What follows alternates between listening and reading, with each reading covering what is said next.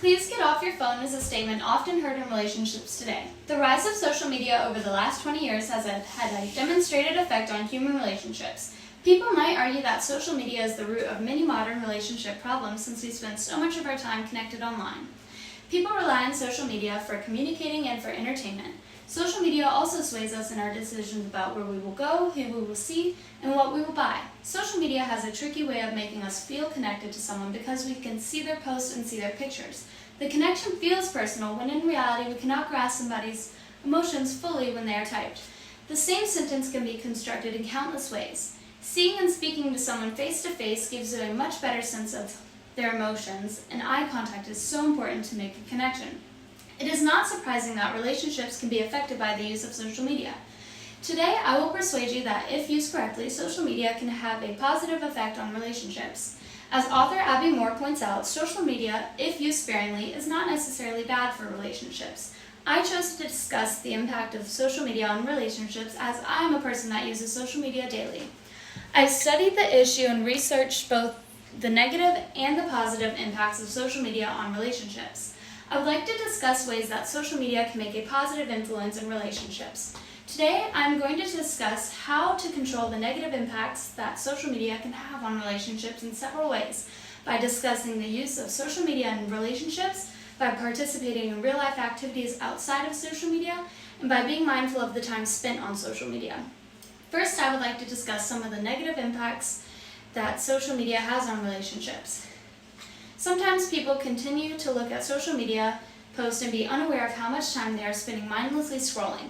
In the newspaper article, Help is on the Way If You're Internet Addicted, author Sarah Kershaw suggests that excessive computer use, including the overuse of social media, should be considered an addiction and treated as such. Kershaw emphasizes that the question that they say is whether internet use can cause serious problems, including loss of a job, marital difficulties, depression, anxiety, and isolation, and still the user cannot stop.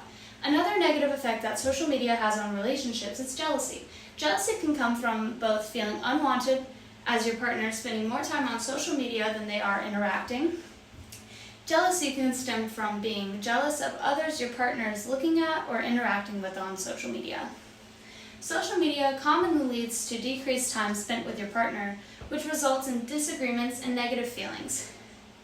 Marissa Cohen, a Cornell graduate and a family therapist, explores the connections between relationships played out on social media and the underlying problems that it can cause.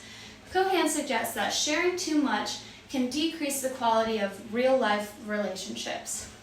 Cohen further brings effectiveness to her argument that social media users need to stay aware of how much they use social media to protect their real-life relationships. In other words, Cohen is saying, focus less on creating the perfect social media story and enjoy the time you spend with your partner and your friends in real life in the real world. Now that I have told you about the negative impacts, I would like to tell you about some of the ways to make social media positive for your relationships. One positive aspect of social media is that it can bring shy and reserved people out of their shells in a safe space. It can also help old friends that you once knew reconnect. Another way to maintain social media as a positive part of their personal relationships is to participate in real-life activities outside of social media life. Make plans to connect with friends in real-life situations. Try not to focus on taking the pictures to post on social media and try to focus on being present in the moment.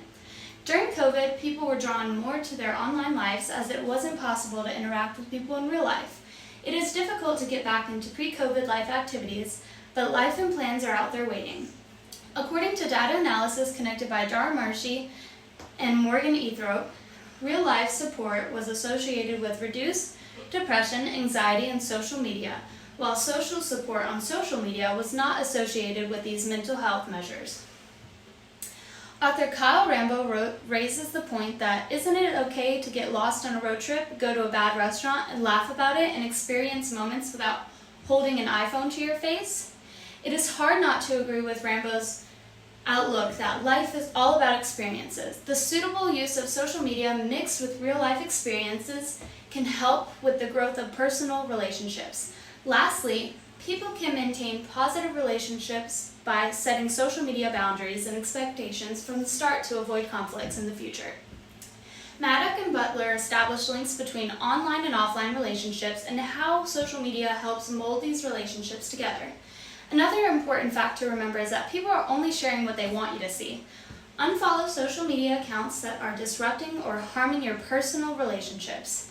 Decide what an appropriate amount of time on social media is right for you and stick to those time limits. Make sure to remain mindful that social media is not consuming too much of your time so that you can focus on your personal relationships. In conclusion, my research shows that if used appropriately, social media can have a positive effect on personal relationships. Use social media as a fun way to share updates about your life and to remain in contact with loved ones.